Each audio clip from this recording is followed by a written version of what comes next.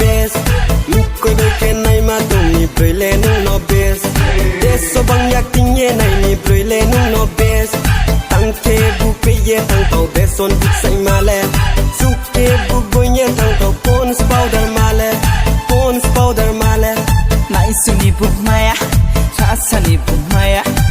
Babroi le compare le dangerous Oh my god dangerous Hey hey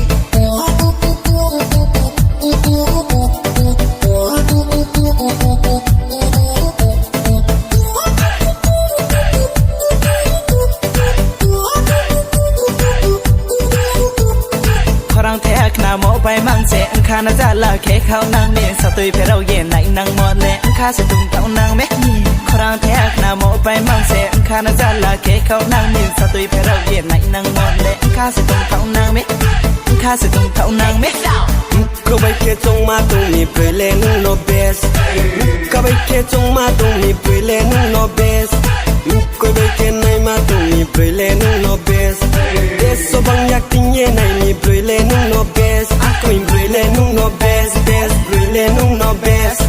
Ro de sol le tung nang ma ya tau sa rang jang ma bai Ro de sol le tung nang ma ya tau sa rang jang ma bai Klo mu ha nu mo bai se khak le ma tong ma Bis kang o phe nu khau mo le te se nai thau nang me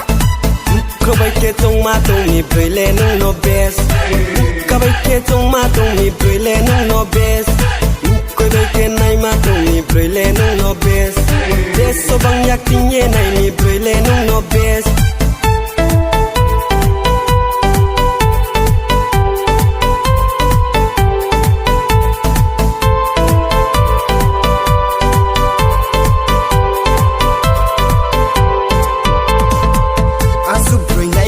No trele nu naya mai nei de maya de for chong ye la maya asu phoi nei thong ma no trele nu naya mai nei de maya de for chong ye la maya hey klap pa salai ri krap pa bob roi ma bai Ko bai ke chong ma tung ni broi le nung no best Ka bai ke chong ma tung ni broi le nung no best Koi bai ke nai ma tung ni broi le nung no best Deso bang yak ting ye nai ni broi le nung no best